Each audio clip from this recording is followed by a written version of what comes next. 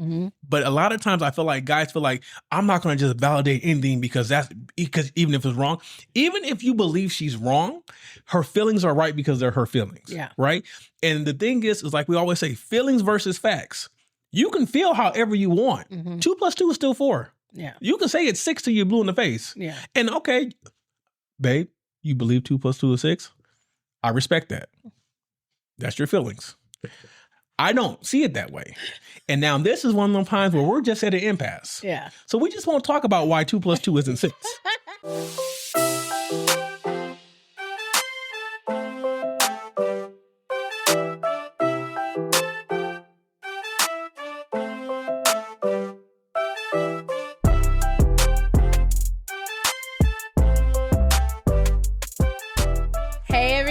Welcome back to another episode of Life After I Do podcast. I am here with you today.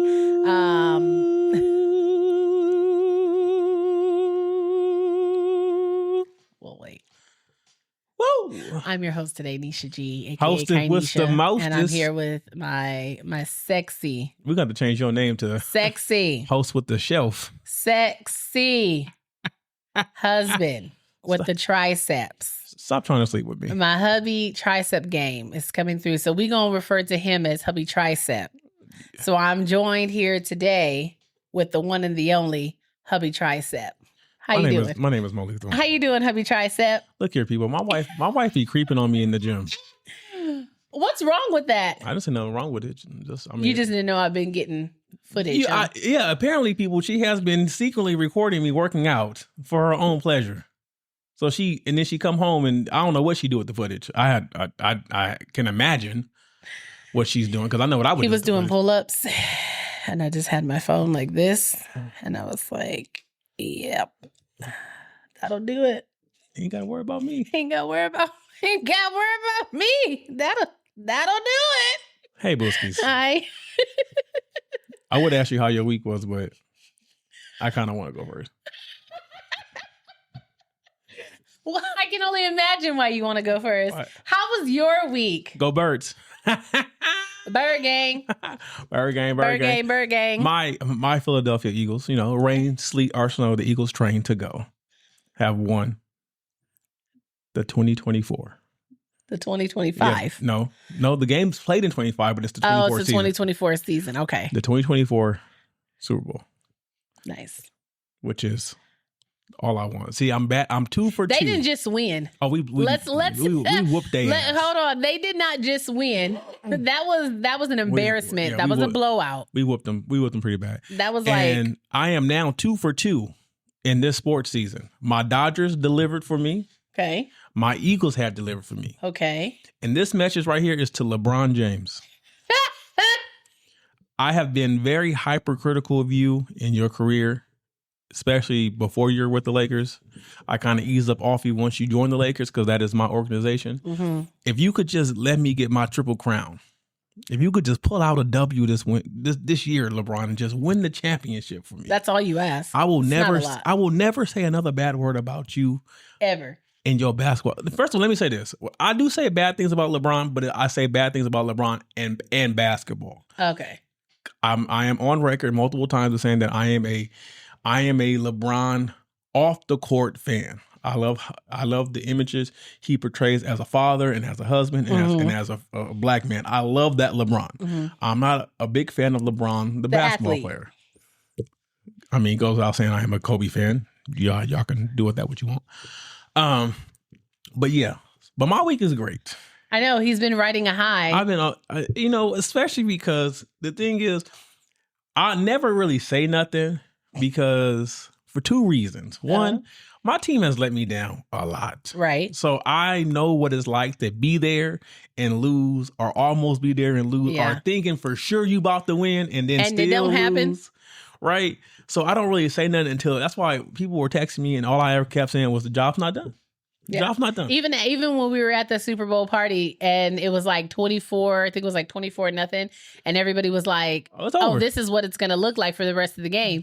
And he's like, "It's not over. Job's like not done. it's not over because it's 24 points, but we don't know what that second half is gonna bring." Job's not And done. that's what like the Chief fans that were around us, because like all the guys were outside, all the girls were inside. That purpose and is done. the Chief fans that were in there came. First of all, we first got there, they walked in with such confidence. They had their Chief shirts on, and they were like ready, like hair dyed red, everything. They were like, yes, we finna do this. And then as we start to see how the game was progressing, one of the ladies at the house, she took her sweater. She was like, "It makes me want to just cover up my shirt." Yeah, go back into hiding, Chiefs Kingdom.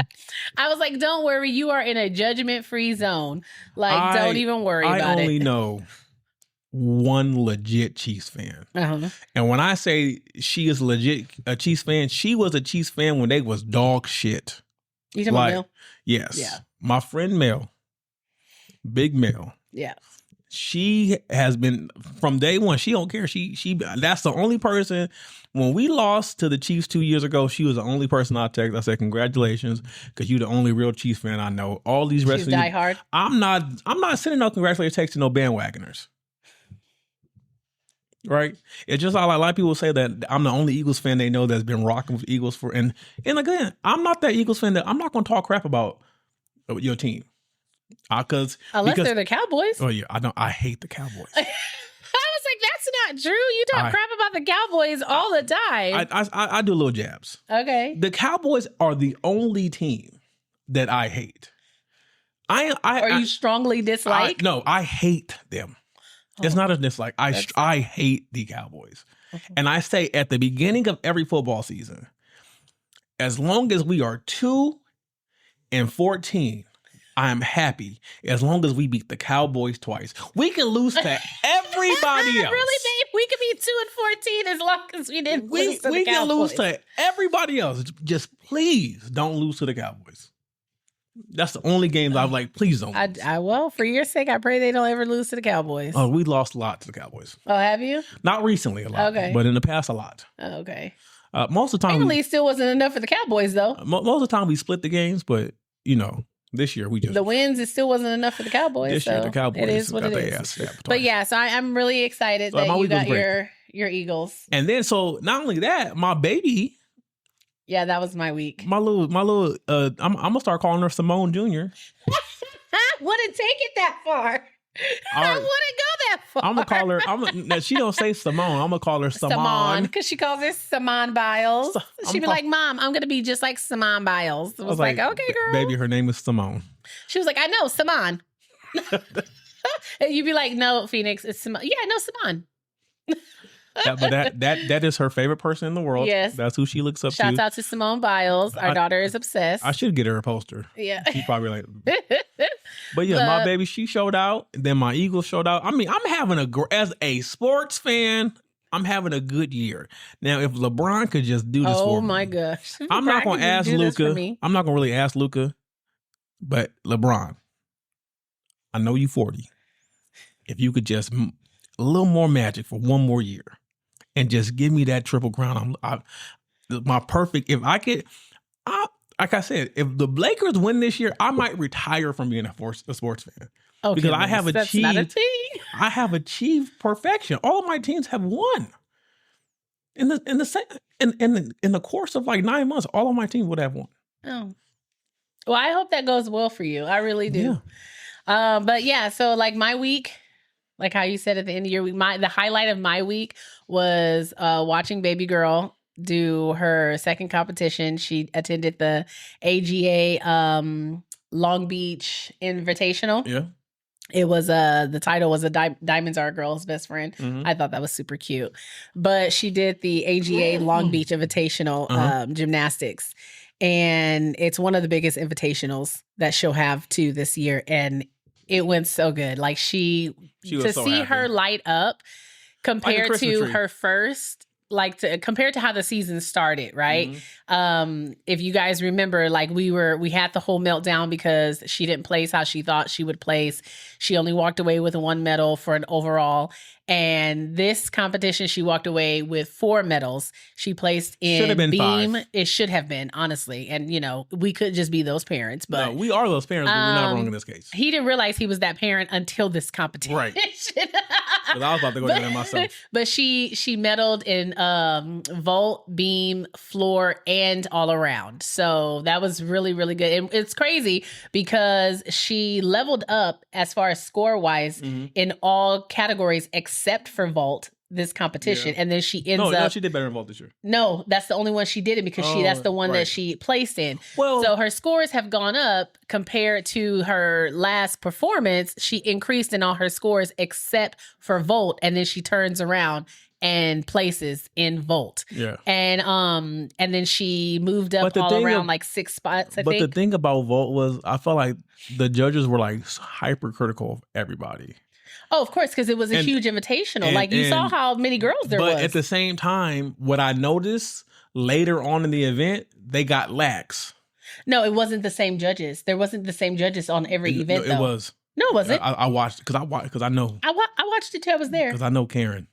I don't know her name, but I call her Karen. Goodbye. And I'm pretty sure it was her that took points from my baby. Oh my baby was vertical. Now he sounds like his daughter did. Her first competition. My baby That's points for me. My baby was vertical. Okay. It was flawless. Mm-hmm. I saw the video and I roll it like her performances, her meets, I roll them back in slow motion just so that I could see her form, because I'm like, okay, we're going to break this down with coach too, because I need to see, like, usually I can see this is where you got deducted points. Like, you know, you weren't 45-degree angle or whatever, but some of the points, it just don't make sense. And then don't get me started on the floor points.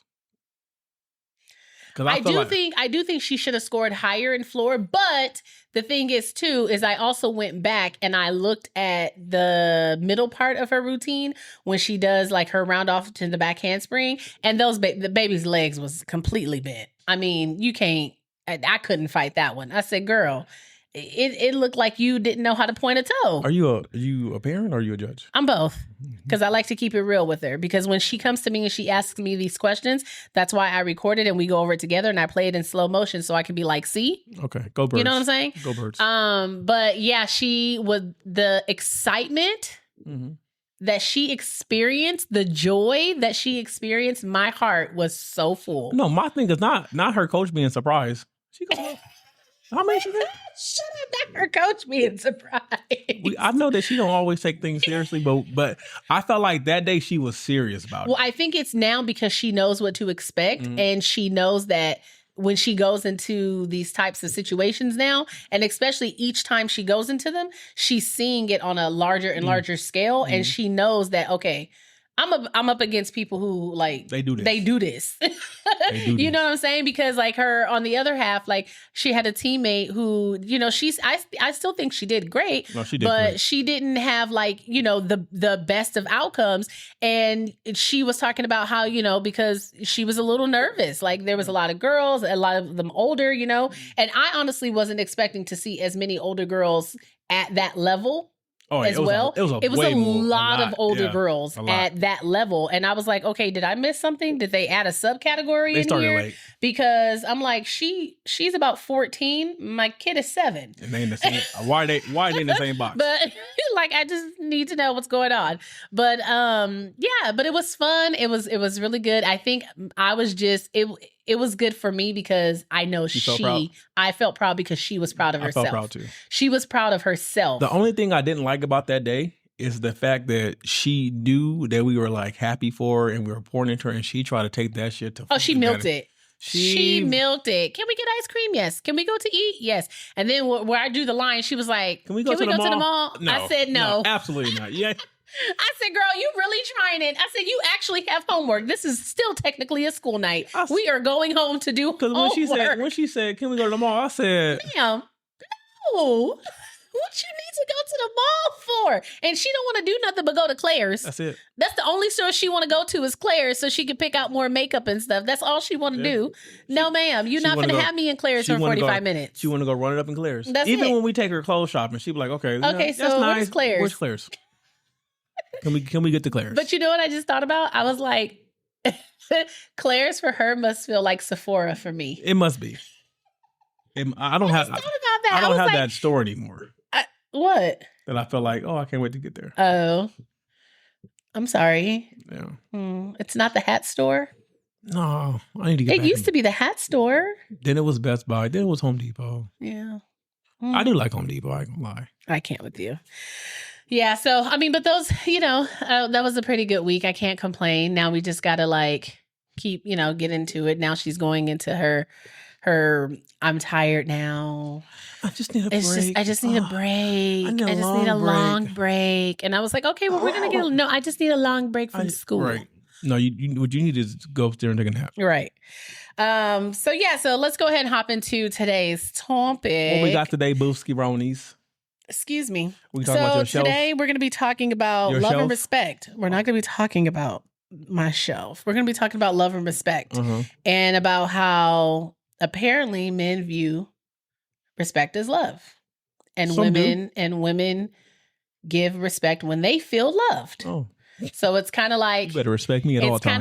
It's kind of like a you cycle. Better respect me when at all times. When women don't feel love, it's hard to give the respect, and when men don't get the respect, they don't feel the love. So how do we meet in the middle? Like, what's you better respect me at all times. I don't care if you feel loved or not.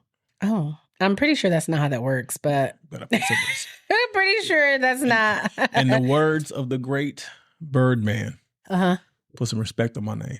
Okay. All right. I don't know if Birdman is great, but so anyway, so I mean, I know, like, from my perspective, typically, more generally, like, I feel love when I feel like I have my sense of security. There is like trust there. You know what I mean? Like that's how I perceive love. Okay. What brought this up for me was our little spat the other night. What spat? When I had asked for my lip gloss. Oh yeah. So let me paint the background. You ain't gotta tell them everything. I do. Listen, they think our marriage is perfect. No, they don't. Real relationship, real marriage discussions. Okay, so we were laying in bed, canoodling, and he wanted to like cuddle and be all playful and stuff. And so I have a nighttime like routine. Okay, like I have my skincare routine. I have like my hair routine. I have my things that I do. And I had gotten in the bed and I had forgotten after I did my skincare routine, I had forgot to do my lip treatment. And so I was like, oh, I just need my oil on the, my vanity is on his side of the bed. And I was just like, hey, I need my oil for my lips because, I like to go to bed shining like a nickel. And so he was doing something on the TV. He was like, I'll do it. Just give me a second. And I was like, oh, I'll get it. And so I proceeded to almost get out the bed. And he was like, babe, I'm going to get it for you. And I was like, okay. So he finishes finding his channel. And so I'm thinking once he's done finding his channel, like he said, I'm going to get it for you. He didn't turn the other way to get the lip oil, right? So he comes back over to me and he's like trying to be playful and cuddle and stuff. And I was like, can I? And I was like, can you give me my lip oil and stuff first? Because I didn't want to like fall asleep and not have anything on my lips before I went to bed. Cause I like to make sure everything's on because in case I fall asleep. And so he was like, I'm going to get it in a minute. And I was like, can you get it now? And he was like, babe, just relax. I'm going to get it. And so then he looks at me and I give him this look like, it was the most like I'm not like in a playful mood. I wasn't mad. I was just annoyed because you said that you would get it after you were done trying to find the channel you were looking for, and you did it, and now you want to come over and you want to do like what you want to do, which is be playful and cuddle and stuff. And I get it. But I was just saying, if you would follow through with what you said you were going to do first, then I could be in a better mood to do that. But like, can I just get my lip oil? That's all I wanted. So he's like, forget it. He reaches over, he gets the lip oil, he gives it to me, and then he gives me the cold shoulder. Night was ruined. That he turns over, he's like, I'm going to bed. Gives me the remote, gives me my lip oil. He was like, good night, I'm going to bed. And turns his back on me. And I was like, are you shitting me right now? First of all. I was like, hold on. First of all, hold on. I sleep with my back to you every night. Okay, but you already listen. I prefer to lay on that side. So I know that, but you already know because we've talked. We've already had the discussion, which is why Here we go. But so of course that made me feel some type of way. So I was quite angry, to be honest. I was quite angry and I was like, seriously? And he's like, what? I'm going to bed. And I was like, okay, so like, you're just going to act like you're not going to be all playful and stuff anymore. Like now you have an attitude because I asked you to do what you said you were going to do. Like you're the one who was like, okay, give me a minute. Like, let me finish doing this and then I'll get it for you. And then you didn't do what you said you were going to do. And then now the whole energy changed. So anywho. And that's how I know you didn't listen to what I said. So anywho, the next day, like, you know, we come together, we're kind of talking it out. And I explained to you that I didn't feel like I had told him I felt like abandoned. I was angry. I felt abandoned. I didn't feel loved. And he was like, you know, like pretty much like, what are you talking about? Right. And so that's how this whole thing kind of came up, you know, like you feeling more respected when you're having like those intimate times, that love and, you know, all your playfulness and stuff like that. And then me giving that when I feel loved, when I feel taken care of, when I feel secured and stuff like that. And when those two paths don't meet, it's like a vicious cycle, because had we not discussed it or talked about it the next day and just went about our business, it's like more of that would have continued or could have continued. Well, I didn't feel disrespected. And I told you, I told you what it was. I told you it was the look. The look on your face shut everything down for me. I said, okay, well, I'm done. What look was it? like you was cutting through me with laser eyes.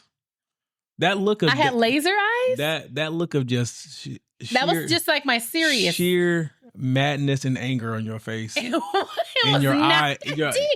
was, and your eyes pierced through me. I said, "Oh, I'm done. Like this is not the energy I want to be next to. I'm done. I'm going to bed. I'm going to bed." So that's what kind of like got me thinking, and I was just like, it in these little instances, like I think that's where the intentionality comes from, because if we didn't have the discussion about what you perceived happened in that moment, what I perceived happened in that moment, then we didn't act like adults. If we wouldn't act like, well, that's what I'm saying. Like, had we not tried to like talk it out, see where it came from, and like making you aware, because I know for me, there's been plenty of times where I wouldn't even make you aware of how something like that made me feel. I just probably would continue to lash out. Like, you don't lash out. You do subtle little things. Like what? You trying to say I'm petty patty? Yes. I mean, I have tendencies. You do subtle little things. I have tendencies. But so like just breaking it down in categories for like as far as love with security and connection, right? Mm-hmm. So women perceive love as emotional security, trust, and deep connection. And without love, respect may feel forced or insecure or insincere. Sorry. Mm-hmm. And I think about that. And I think about how that relates to me or how that could relate to our relationship. And that's like, as far as recent events, that was one of the most recent events where I was kind of like, you didn't get what you wanted because this is how I was feeling. Okay. You know what I'm saying? Why are you looking at me like that? I'm just looking. What? Keep going. Why are you looking at me like that? I'm just looking. Oh gosh. Looks don't matter. You just said. No, I just say looks didn't matter. Okay. I just didn't know that's how you would have described the look that I gave you don't know your face. Because that's not what I was aiming for. Well, but that's what you delivered. Okay, yeah. Emotional intimacy over status. Women value emotional vulnerability and open communication over external displays of success and status. Mm-hmm. I think that goes without saying.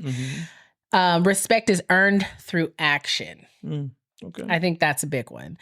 Women feel respect grows from consistent love, consistent effort, and a mutual understanding rather than being an automatic given. Okay. Kind of like how you said earlier, where you gonna respect me regardless. You gonna respect me, okay? Regardless. Are things gonna switch up? You gonna respect me regardless. Are like Kendrick said, we gonna squabble up? You're not Kendrick. Cut it out.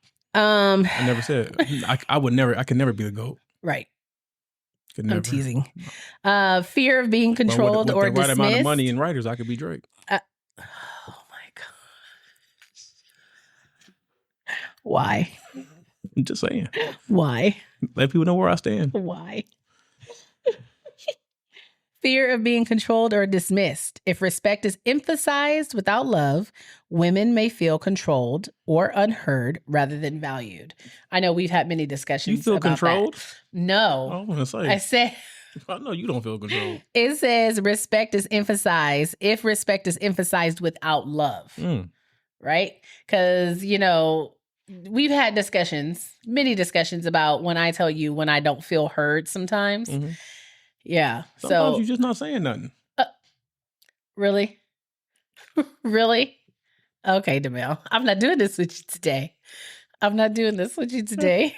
Don't smile at me. When love is present, respect flows naturally. Does it? Yeah, it does. I wasn't respected that night. Women who feel cherished, listened to. Let me highlight that part because I feel like a lot of men need to listen to that part. I listen to when you. Women feel listened to. How are you not listening to? I told you. No, I'm just saying now I'm just speaking like on a general surface. Oh, okay. In general, because I know that can be hard. Not me directly. That can be a hard task for the male species sometimes. Okay. Mm-hmm. So women who feel cherished, listened to, and emotionally secure often find it easier to show respect to their partner. Oh, okay. Do they? What do you think? Now, do you believe that? I absolutely believe that. Okay. I absolutely believe that. Well, it should be true. It should be true. I believe it. Who feel cherished? But then again, men can't help how you feel. I don't know if I entirely agree with that, but okay. Sometimes you guys are emotionally unstable. Okay, we're not going to do that. We're not gonna do that. Sometimes. Okay, but here's the thing: let me finish my thought. Go ahead. Sometimes they turn into Homelander, and they just want to rip your heart out. Okay. Because they have a little unease or displeasure in the moment. So it's worth your soul. If you are the most stable of the species between man and woman, women, I never said we were, and women are more emotionally unstable. Oh, okay. I didn't say we're stable. I said we're more logical. There's a lot of men who are unstable. Okay, so are you... Say Drake. Oh my gosh, you have to stop. You have to stop. What? He's unstable. How is he unstable? You don't even know that man. I know enough. You don't even know that man. Continue. I'm sorry. You don't even know that man. But yeah, so I just feel like it is a cycle, and without intentionality, without communication and communicate, you're really getting on my nerves today. Well, you bring up the big words. Communication and intentionality. Now I can't even say it. Intentionality. It can be like a cycle that can lead down a really, really dark road. Okay. Do you agree or disagree? I agree because essentially you guys are not on the same page, and when you're not on the same page, a plethora of obstacles and challenges will arise. Yeah, because we're on the same mission, but we are on a different mission at the same time because we're not seeing the playing field the same. So yes, I agree with that. Yeah. So what about from the male's perspective? We don't know what y'all be talking about. What? I don't know. From the male's perspective, males often perceive respect as a primary expression of love. Okay. So, like your respect is how you show us love. Right. Right. Why is that so important? Because respect is affirming. Okay. That makes sense. So it makes us feel love when we're respected, and pretty much like you're affirming our decision, our choices, and our decisions, and our role in the relationship. Like we're doing what we're supposed to, and we're operating at a level that is acceptable to the family unit or the relationship. Right. Right. And a lot of men prefer actions over words. So, like, you can only tell me so much, right? Like, since we getting personal. Oh my gosh. The love of my life, she told me, I don't know, what was that, 5 days ago, that she would have thumbnails for me. And it's 5 days and she's yet to produce any thumbnails. So, and this is not the first time this happened. Right. The last time y'all girl Nisha G was supposed to deliver something, she didn't. I went ahead and did it myself. And that's fair. And she didn't even thank me. That's not true. That's not true. You say Don't good, do you that. say good job, babe, for finishing that. And I said thanks, no, babe. you just say thanks for doing my job. Okay, I didn't finish it with thanks for doing my job, but I said thanks. Yes, but also so thanks for doing my job, babe. Also, when men feel disrespected, they feel like they're unloved. Yeah, I can understand especially when the disrespect is unintentional, right? Okay. Like basically, like for me, like when it's unintentional, that means like you're just going around subconsciously disrespecting because you're not intentionally. So it's ingrained in the way you behave or interact with me. Mm-hmm. And a lot of times I'd be like, look, I ain't trying to turn up on you, but but you're not going to just sit here and be emotionally withdraw from my feelings. Mm-hmm. Because, we're supposed to be in tune with each other. Yeah. You know what I'm saying? Same team, same goal. So you're not going to keep rejecting me. Not me. Do you know who I am? Not me. You know who I am? I'm big dog over here. Oh, gosh. Okay. You know what I'm saying? Yes, I do. I'm number one. I get the big piece of chicken. Always, babe. You hear what I'm saying? Always. You know what I'm saying? And then also like men, they view love, obviously they view respect as love. And they want that to be in public and private, right? Mm-hmm. But I do believe that public for men is probably more important because we don't want it to feel like I do think that there is a certain level of appearance or expectation when it comes to other people, right? Like, like if we were out in public and you yelling at me, you going back and forth with me, and people looking like, if she, it's just like if she's willing to do that in front of us, I can only imagine what happens behind closed doors. It's just like when you out and you see a kid misbehaving. Like if that kid feels, if he comfortable doing this here now, he probably cussing her out at home. You know what I'm saying? So it's kind of like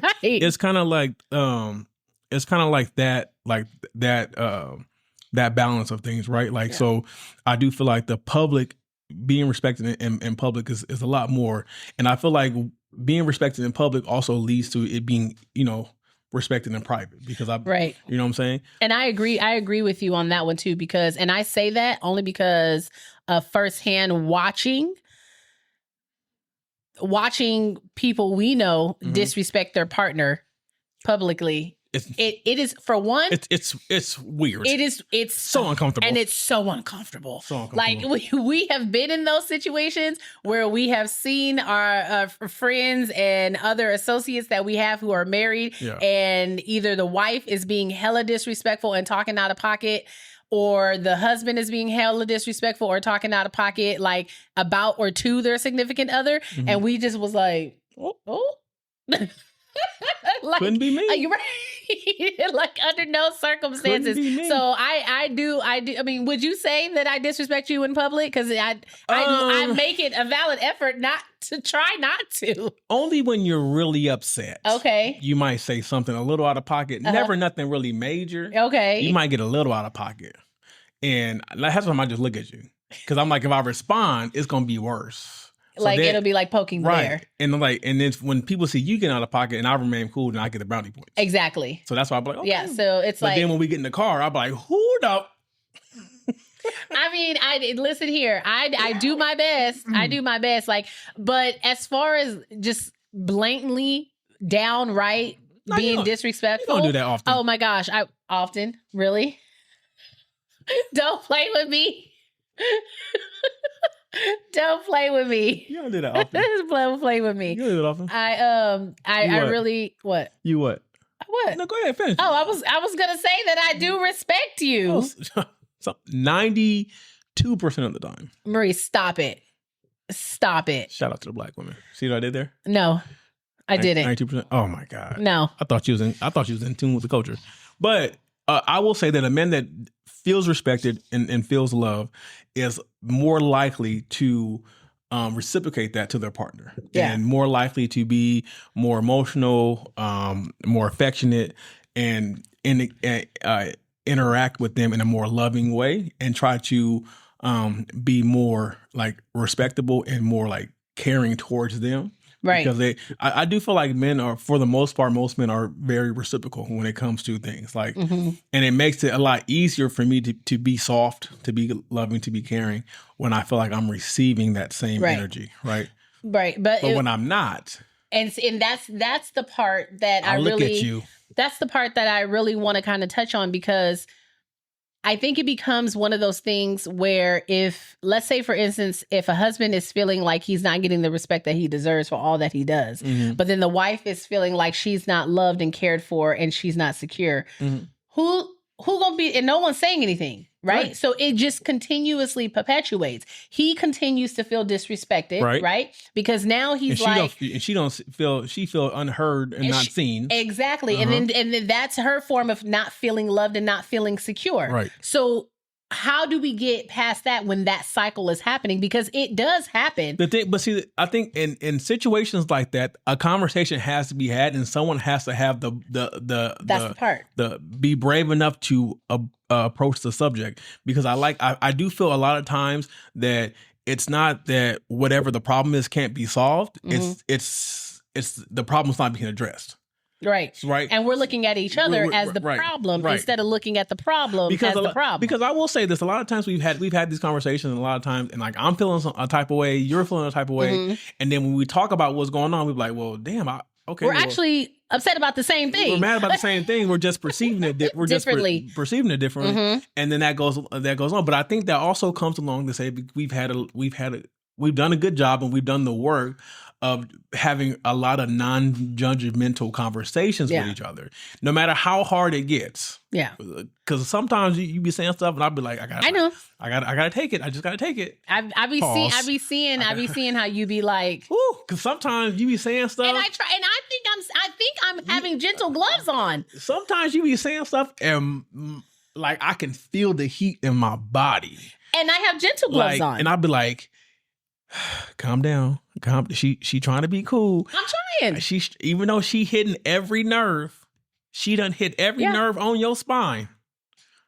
But now she up to the neck, and you like, if she hit the next one, we don't know. But have we not had the conversation about why you feel that way when we have certain discussions? We've had that conversation, but we're not talking about that now. I know, but I'm just saying, like, it. I think when you do it more often, like as far as trying to have the uncomfortable conversation, as far as trying to say, like, look, this is you did this and it made me feel this way. I feel like you start getting used to it, and then more and more of the ego starts to diminish. When I say used to it, you get used to it in a good way. Because I know that when we're having those conversations, I'm not doing it to beat you down. Even though what you're saying is upsetting me, right? I know that you're not saying it out of malice. I know that you're saying it because that's generally how you feel. And so then I have to ask myself, why am I mad at how she feels? Yep. Right? That's it. And why is her feelings making my feelings feel this way? And then a lot of times you be talking and I be mad because, who wants to be judged or feel like they being talked to or talk at? But then when I walk away and think about it, I'm like, God damn, shit, here we go. Now I got to go in there and talk to her and tell her she was right. And that's the one thing I don't like doing, is telling her she's right. That's the one thing I don't like doing. I'd rather go buy her a car than tell her she's right. That's a little much. No, but it's the damn truth. That's a bit much. But I go in there and be like, well, swallow my pride. Yeah.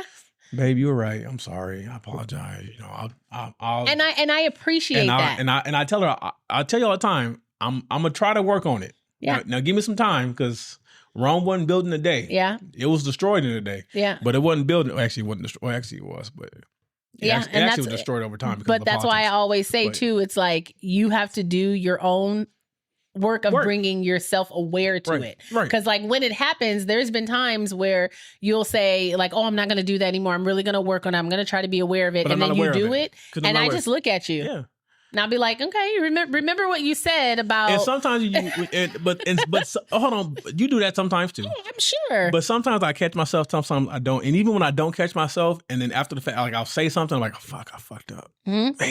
But then I'll apologize in the moment. Yeah, I'm sorry. Yeah, I didn't catch it this time, but I'm gonna do better to try to catch it next time. But that's progress. It's progress. That's progress, because after it's happened, it's like, okay, It's happened. It still happened. Look here. But the response to it is quicker. So therefore that's progress. Right. You know? Right. But yeah, totally agree.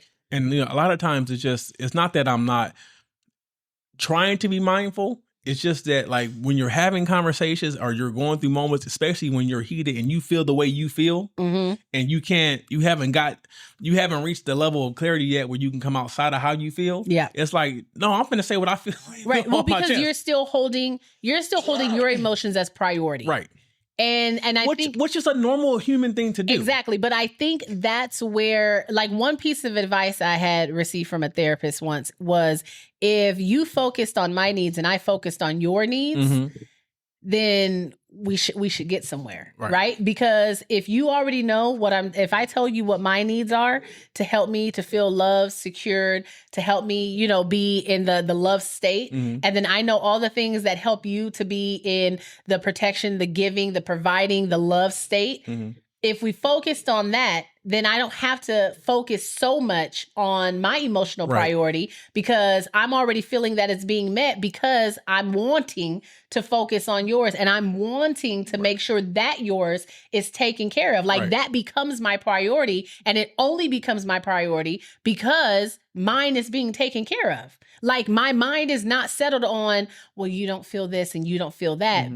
Obviously I'm feeling it, and that's what's making me want to make your emotions a priority. And I think that's where the biggest piece of all this is that we have to, like, who's going to be the first one to say, like, okay, this is ridiculous. Let's sit down and have this conversation. You know what I mean? I'm not feeling like I'm getting what I need. You don't feel like you're getting what you need, but we can't keep going about, well, because what ends up happening is what she's saying is, I'm not gonna do this for him because he doesn't even do this for me. And then you're on the other end saying, you know what? She don't even respect me. Yeah, so I'm not gonna do anything. Like, she expect me to do this. She don't even respect me. And to that point, first of all, I want to say shout out to the lip, because the lip look good. To that point, I will say that I have been. I'm not gonna say we, because I know I can't. I have been in that situation. I was like, man, I feel like, well, she's not doing this for me, so I ain't doing this. So I'm not gonna do this. She's not doing that, so I'm not gonna do this. And then I realized is that when I do that, that's counterproductive, because now what I've done is, like you said earlier, I've now started the cycle. Yeah. Because now you're like, well, he was supposed to. He didn't. Well, I'm not gonna do that. I'm not gonna do that. So now we're both sitting around here mad at each other because we're playing tit for tat, trying to one up each other, when all we're doing is creating a bigger hole. And that's what it is. You create a bigger hole. You consistently get in the cycle, and then it's just like keeping score. Right. Now, at this point, you're keeping score. I'm not cooking for his ass because he didn't do X, Y, and Z. I'm not buying her shit for Valentine's Day. She don't deserve it because... I'm not. But I'm not. That's fine. I buy myself something and I say, thanks, babe. I know. That's how we do gifts nowadays. I be like, babe, oh my gosh, you shouldn't have. Just what I wanted. It's just what I wanted. Isn't she cute? God, so cute. But yeah, so that's what I'm saying. The big piece of it is, how do you get out of the cycle? Like, where, because it has to start somewhere. And it's always like, this is a relationship and marriage podcast, guys. It's always going to start with communication. It's going to be the answer. Somebody has to be the bigger person. But granted, I understand that being the bigger person is not enough. Because if, let's say, for instance, you're being the bigger person and you're coming to me to talk about it so we can resolve this. If I'm not being receptive to the conversation, it's not going to help. Doesn't matter how big a person you're going to be. If I'm not receptive, nothing's going to get solved. So it's like, you have to get to a point or find that area in your marriage or in your relationship to where you guys can have a area or a space to where there's no judgment, right? Because if you have a history or you have a culture where you feel like, oh, they're just trying to have something to hold over me, I don't think that's really a good thing to have, because now you're always kind of like questioning motives in the back of your head. Or why, like hold things against them. Yeah. Like, like, I'm not saying like playful things, but I'm saying like serious things, right? So it's like you still have to have an environment and a culture inside your marriage or your relationship to where you can have these conversations and come and get to a resolution. And then also you have to understand that sometimes you have to understand that not having a resolution is fine. Because sometimes you're just not going to have one. You're just not going to agree on everything. And then at that point, you have to understand on both sides that it is what it is. Now, is this going to be something that we hung up on? Are we going to let this define us, or are we going to just accept it is what it is and move on? Right. But if you accept that it is what it is, from that point on, we now can't go back and reference how the other person made you feel in this, because we already said that on this we're in the impasse. Yeah. So this can't be a talking point in any conversation going forward, because there is no resolution. Right. So if there's no resolution, technically we never agreed on what was right, what was wrong. Right. You have your view, I have my view. So this can't be used in any conversation going forward. And I think that's something that people have a hard time processing, because I feel like people a lot of times just want to be on the right side of the discussion, right? They want to. Well, they feel that they're right. Again, they want to feel validated in their feelings, right? And you can be validated. That don't mean I have to agree, because a lot of times I validate how you feel all the time. I don't necessarily agree, but I validate you because this is how you felt, babe. I see how you felt. I appreciate it. I appreciate you for telling me. I don't necessarily see it the way you see it, but going forward, I'll try to make sure that I can either convey myself better or possibly see what you see. The perspective that you have on the situation. Right? Yeah. But that's also taking accountability. Right. Because I think when you're having these conversations, like you said before, about how you would feel like you're being attacked when I'm trying to explain to you how I'm feeling, but you're feeling attacked. Yeah. It's so easy for you to rebuttal and be like, oh, well, I behaved this way because you did this, right? Or, the famous one when someone's telling you how they feel, like, oh, you pissed me off, or you upset me, or you made me feel unloved, or you made me feel, and it's, no, I didn't. How did I do that? What are you talking about? No, I didn't. Right. No, that's just in your head. And that's the thing. No. And so one thing I've learned, and I want to say this to all the guys out there. One thing I learned is that validation does not mean you agree. Or that they won. Validation just means that you accept how they feel or what they think in the moment. And you have empathy for it. It's not you demeaning yourself. It's not you taking the foot off your stance. It's not you all of a sudden saying, oh, she's right, so I guess I'll just forget about my feelings. Yeah, it's none of that. Validation is just saying, oh, I'm sorry. I wasn't aware of that. I wasn't aware that's how you felt. I wasn't aware that's how you see it. I apologize. I apologize if you felt like I contributed to this feeling. That wasn't my intention. That was not my intention. I say that to you all the time. Yeah, babe, that was not my intention. Right? And now what I do at this point, I now try to explain in some cases, I just don't say anything. I say, okay, right. Depending on what it is. But most of the times I say, well, this is what I meant. Now, because what I hear is when I say something and she feels some way about it that wasn't intended for me, what I hear is that I did not convey what I needed to say properly. So instead you didn't say it in a way that I could receive it. That is right. She didn't receive it the way I wanted her to receive it. So to me, I view it as a lesson. Okay. That approach didn't work. Right. That didn't work. So now I got to take a different angle. Yeah. It's not always about her being combative with me or me being combative with her. It's like, okay, how she's basically telling me that in this instance of communication, this is how I was perceived. Right. So now let me take this, let me dissect this. Excuse me.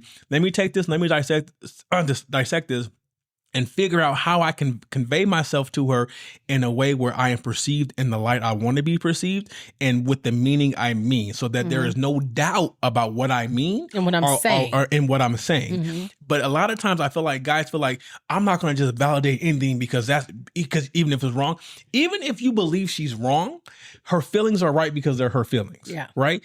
And the thing is like we always say, feelings versus facts. You can feel however you want. 2 + 2 is still 4. Yeah. You can say it's 6 till you're blue in the face. Yeah. And okay, babe, you believe 2 + 2 is 6? I respect that. That's your feelings. I don't see it that way. And now this is one of those times where we're just at an impasse. Yeah. So we just won't talk about why 2 + 2 isn't 6. You know what I'm saying? But I think that is the approach that I think us as men have to have. You can validate without taking your foot off your stance, without diminishing how you feel. It's not you succumbing to her view or her reality. It's just you acknowledging that her reality that she is in is there. And so from that point, maybe you need to try to communicate differently. And it's no different from when you're a teacher, right? You cannot teach the same kid the same way. Yeah. Right. So as a man, you have to understand each kid the same way. You can't, right? So as a man, you have to understand, okay, maybe my communication methods that I have is not compatible with my partner. Yeah. So let me try to figure out how I can just convey what I mean without ruffling her feathers, or to a point to where she can at least comprehend and feel some of what I'm feeling or what I'm trying to convey.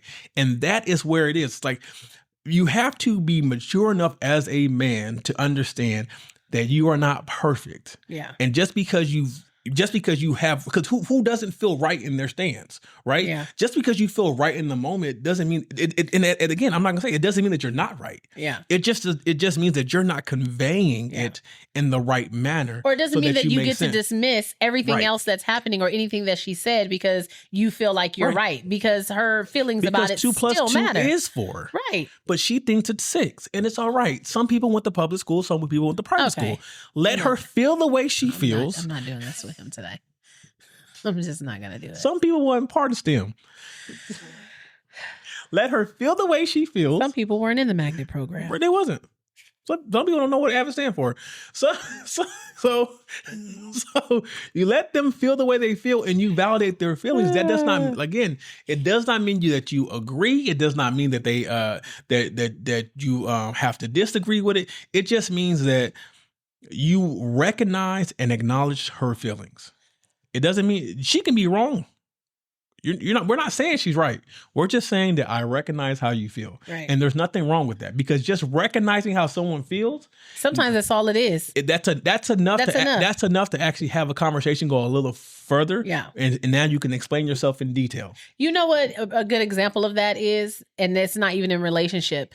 When you're at, like, say, for instance, you go to like a restaurant or a coffee shop and there's like a really long line and there's only 2 people working, right? Mm-hmm. And then, the employees, they will shut down because they start feeling the energy of all the people who are getting annoyed and upset. Hurry up, But the minute one of them calls the line and says, "Thank you, everyone, for your patience. We're working as fast as we can. We got everyone going. Like, we're going to give you a free sample just for, for waiting. And we are so sorry about the wait." Just saying, like, we are so sorry about the wait, but we do appreciate you guys. We are moving as fast as we can. Instantly. Right. Instantly. It's a change. Customers are like, okay. Because they were acknowledged. That's it. They were acknowledged. Acknowledged. You're going to have that one person, well, you're going to make me late. Yeah. We'll go somewhere else. Right. But that's the thing. And I, someone who had a retail background, worked every single time without fail, because people want to be seen. That's it. People want to be heard. That's pretty much it. And especially women in relationships. Again, if I'm not seen, if I'm not heard, if I don't feel secure, love don't live here no more. Love don't live here no more.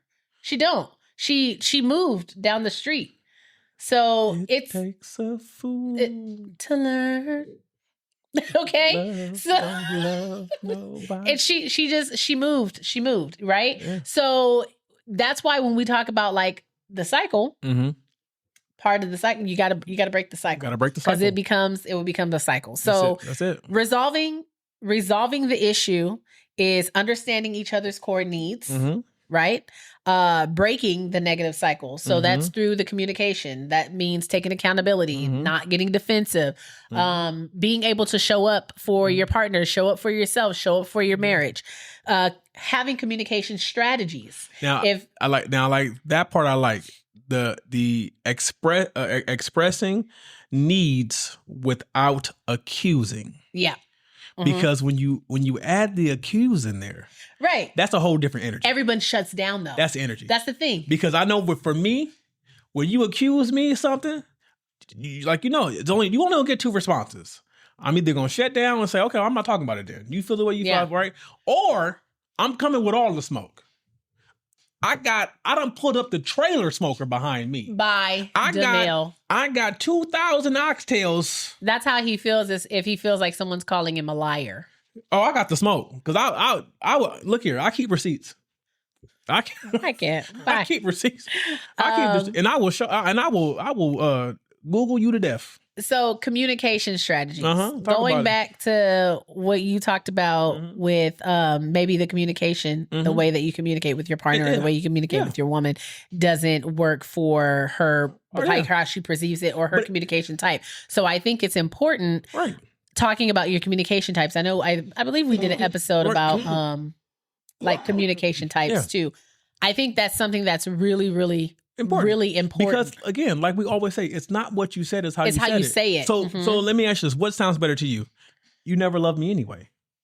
Or would you perceive me saying, I just don't feel loved? I just don't feel loved. Isn't that, because if you come to me and say you never loved me anyway, because now, instantly I feel insulted.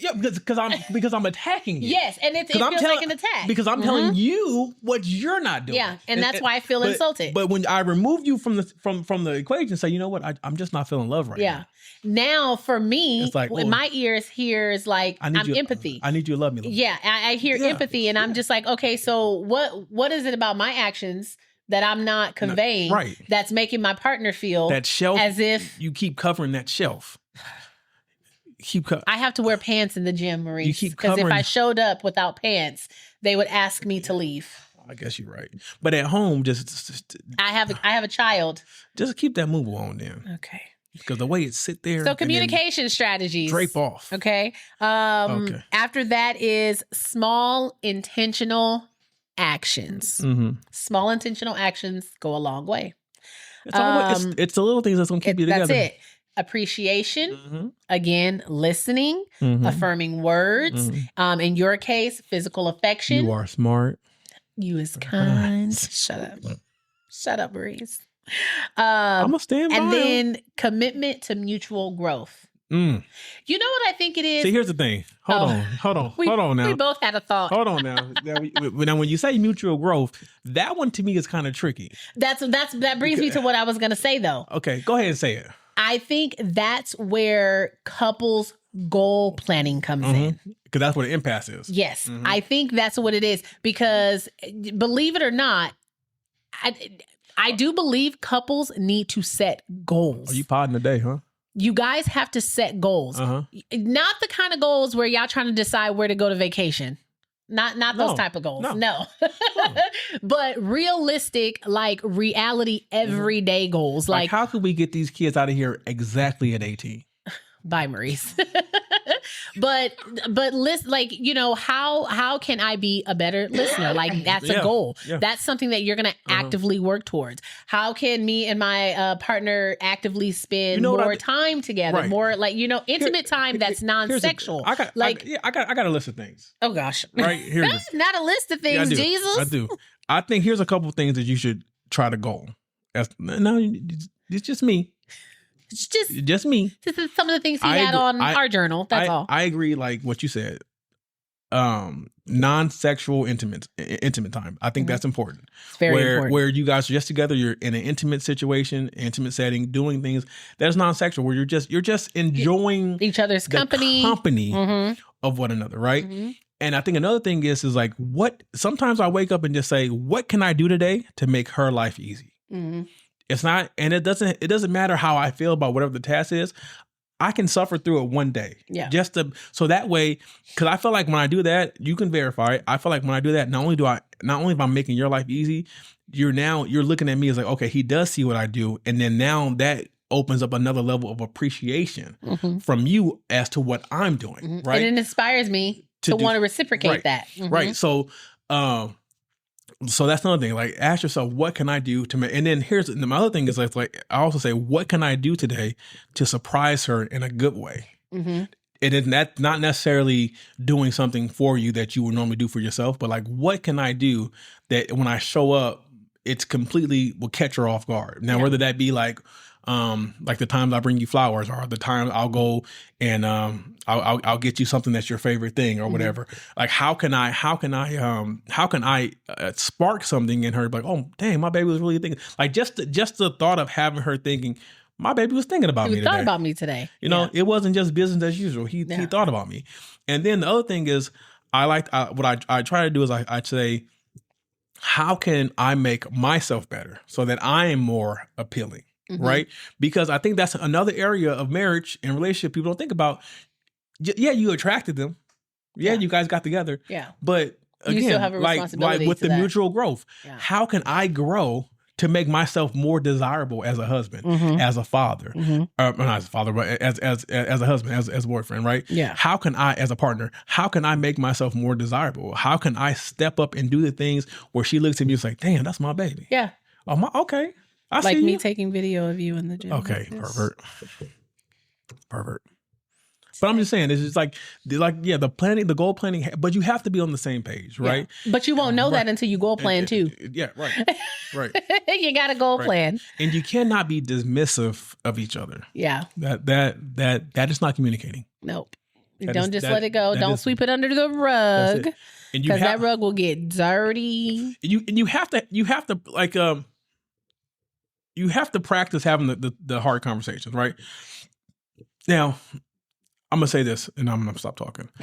One of the shows I used to watch all the time and love, which she hates, is How I Met Your Mother. Right? I love that show for many reasons, right?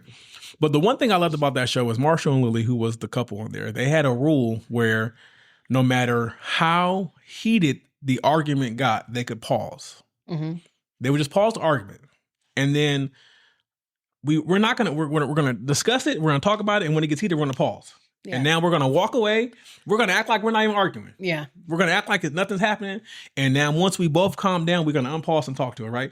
And I think that's crucial in marriage because you have to practice and practice having the uncomfortable conversations.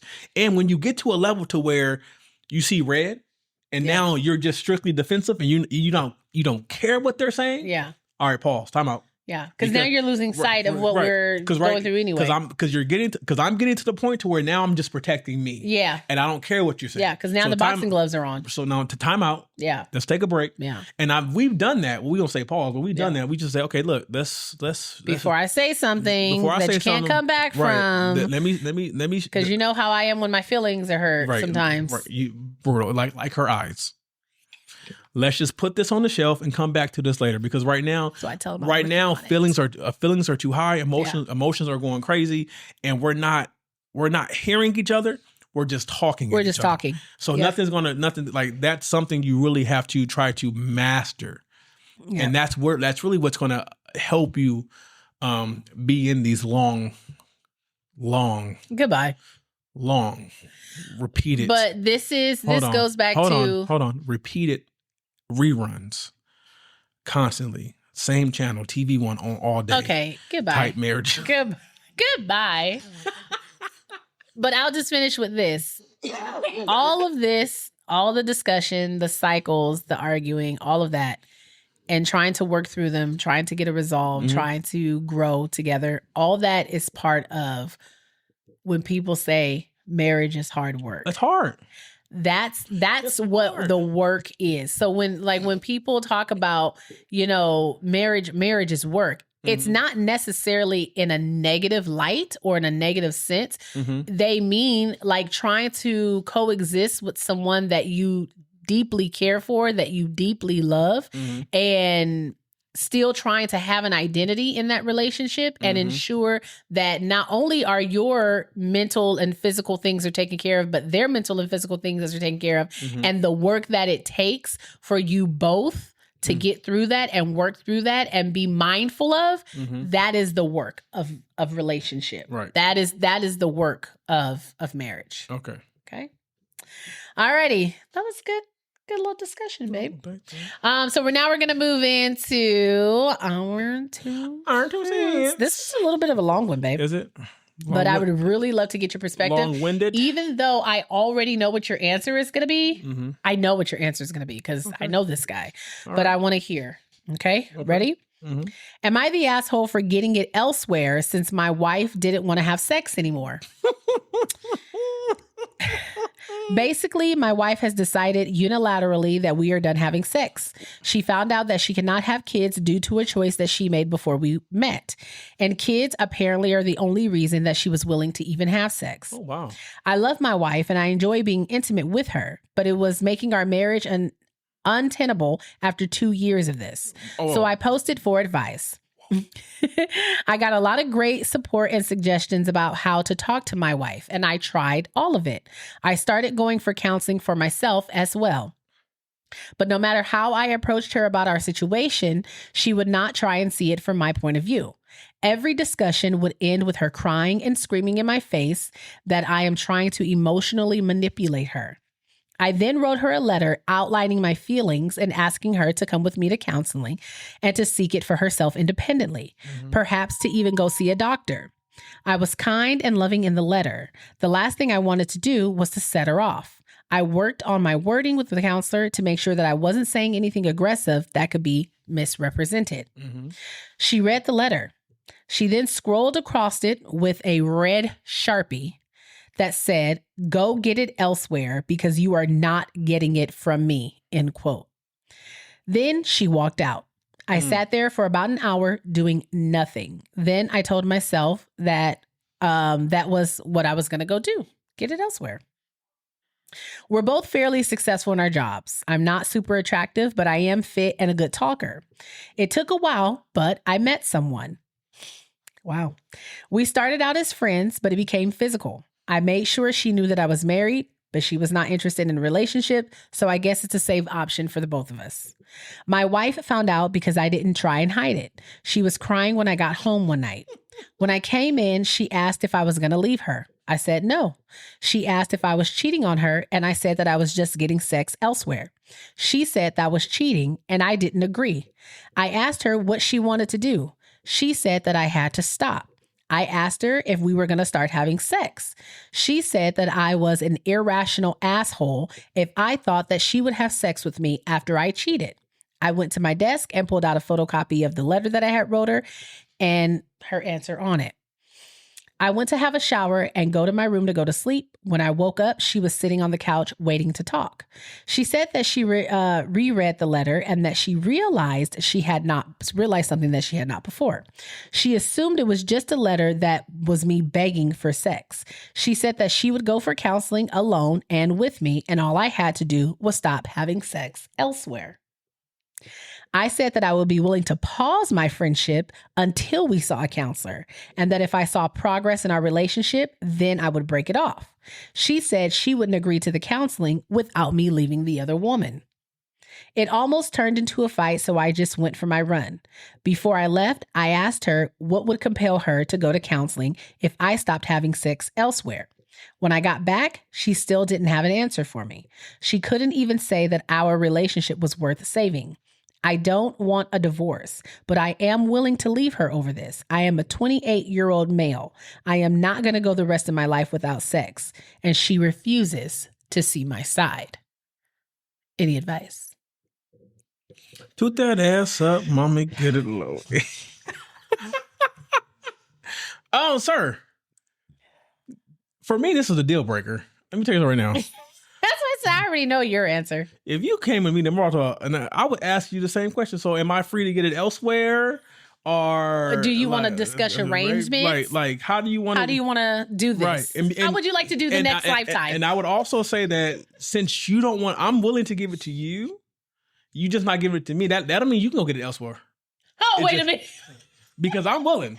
You're forcing me to go elsewhere. So you stay here. So you stay right here with your no sex habit. You stay here and be celibate. And I'm gonna go out here and give me a concubine. That'll just be an aspect of our relationship that we just don't come together on. And if you're willing to, if you're already willing to relinquish it, knowing that when you agreed to marry me, that would be a part of the marriage. You're not keeping your vows. That would be a part of the marriage. And now you have taken that off of the table. Yeah. And I don't want to dismantle my marriage. Then we need to find a situation that works for the both of us. Mm-hmm. And right now, I mean, it's kind of working because my needs are being met and I'm still here with you. Like, you know, we still gonna be together. Like, I'm still taking care of things. But here's my thing. Here's what I mean, it ain't gonna last that long. I don't. Here's what I feel. I felt like she was perfectly fine because I felt like I don't think that she misread the letter at all. I think this is something she said after the fact because I don't think she really thought he would go out there and get somebody else. And I don't think she read it.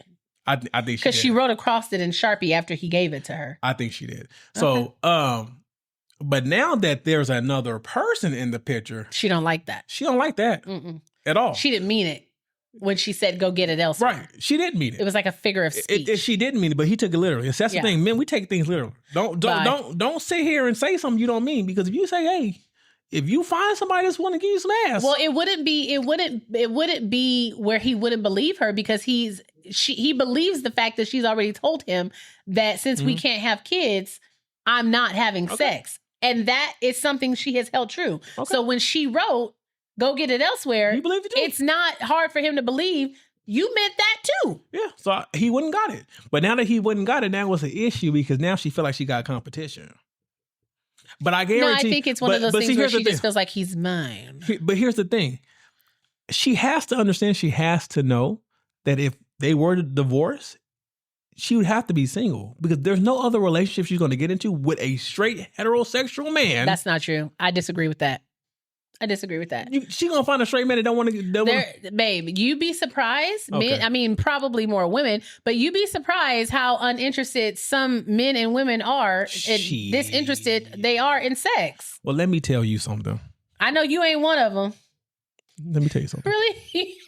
You gonna turn to the side? He can't see your face. Let me tell you something. You go ahead and try that shit if you want to. Right. Right. It ain't gonna go the way you think it is. Well, see, because if you write on a piece of paper, go get it somewhere else.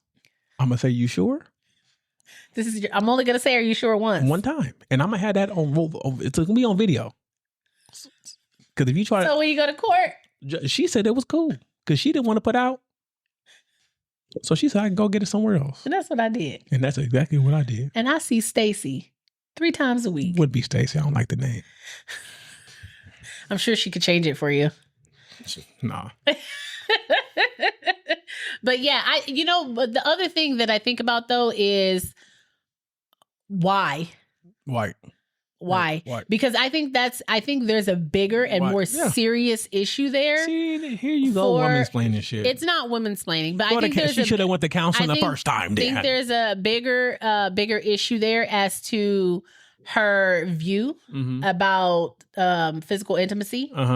And that needs to be explored, you know. And so you're saying something may have happened in her past, possibly, to turn her off from. And the only reason why she, like he said, the only reason why she was interested in doing it anyway was for kids. So basically, she was just on. And here's the thing: so now, by her saying that also means that once she got her babies, she was also gonna say, "She done. I'm done." But see, now that you said that I couldn't go out because the empathy in me, but like I feel for her. Well, yeah, because there's a trauma there. That would change my mindset. There's a trauma there. Yeah, that would change my mindset in the situation. There's a trauma there. And that's someone that you genuinely love. Now, don't get me wrong. I have to get me a robot. Don't get me wrong. Like, you know, that's a moment that should be shared between the two of you. But like you and most men, I'm not going to enjoy it with my wife if I know that this is something that she, like, it's not that she's not even interested. She absolutely does not want to do this. And I know she doesn't want to do it. If you're not into it, I'm better off with my hand. Exactly. So that's why I said that there's something bigger at play here. We don't know what the history was. And then he said that they can't have kids due to something that she did when she was younger that has obviously affected her now in her adult life. We don't know what that is. And we don't know whatever that was that happened. There was a trauma that happened prior to that, or there was a trauma that caused that. And so now there's a whole psychological thing around it. And it could be that she's like, you know, like, I'm not even worth it anymore. Like, you know what I mean? There could be something serious, because I think that has to be something serious. If you have a fully capable, healthy adult who has zero interest, especially they're 28, he's 28, so I'm going to assume she's about the same age. That has zero interest in having a sexual relationship with their partner, and they're in a marriage. then we have to explore that. We have to talk about that. And then also, was that not discussed prior to marriage? Right. Because then that's a whole nother level of, you know what I mean? Yeah. And I can understand that from his perspective too, because it's like, you never mentioned any of this before. That's what I'm saying. You lied to me, and now you're not even honoring. Well, we don't know that. Okay, well, you didn't disclose. Yeah. So I mean, I think which there's is a the same lot, as lying. There's a lot behind that, but I do appreciate you saying like, okay, I would need to reevaluate that because I didn't think about it from that perspective. I would, because I'm not a complete asshole. Yeah. I do have empathy. Yeah. And I'm on not like in our instance, like if something was to happen to you in like medically, not mentally, but medically. Oh wow. I would be understanding, right? Mm-hmm. And I wouldn't now. Granted, I'm gonna go do something. I'm not with somebody else, but I'm gonna like buy, take care of yourself or whatever. I'm gonna give me some toys or something, make it happen. You know what I'm saying? But I'm gonna get it. Yeah, one way or another. Mm-hmm. I'm a You've made that clear. I'm not gonna say what I was gonna say. Don't say it. Don't say it. I don't want to get flagged. But yeah. So I would just say take everything into consideration, sir. Yeah. But you're not wrong for how you feel either. But take everything into consideration because it does sound like you love her. Like you said, you don't want a divorce. And if this is just one aspect of your marriage that you guys aren't coming together on, okay, so be it. But I don't believe that you can continue to have a sexual relationship with somebody and it not turn into something more. Whether she's looking for a relationship or not, and you're just using it for a good time. He wasn't that attractive, so maybe she just won't. But like he said, he let her know up front that he is married. He let her know the situation, and she told him, and she told him that she's not looking for a relationship. But that doesn't. Right. That's not sustainable in long term. Somebody's going to get feelings, and chances are it's going to be the woman. Can I say one thing before we got out of here? What? Evil is good and ass is good. Oh my gosh. And if you get you a piece of evil, ass. Woo! And if you get you a piece of evil ass, woo! Vampire in Brooklyn, in case you guys didn't know the reference to the movie. Anyway, this has been another episode of the Life After I Do podcast. If you're not doing so already, don't forget to follow us on all of our social media platforms, Facebook, YouTube, Instagram, all of them. I was going to say Instacart. Are we on Instacart? No, TikTok. Don't forget to like and share the videos when you guys see the videos and the clips and the reels. We love engaging with you guys. Y'all be on fire over there on TikTok and them comments. Them comments keep me rolling. Y'all keep me busy over there. So I enjoy that. You can also write into the podcast at lifeafteridopodcast@gmail.com, and you get a new episode every Wednesday. And until then, go get your piece of evil ass. Peace, Booskies.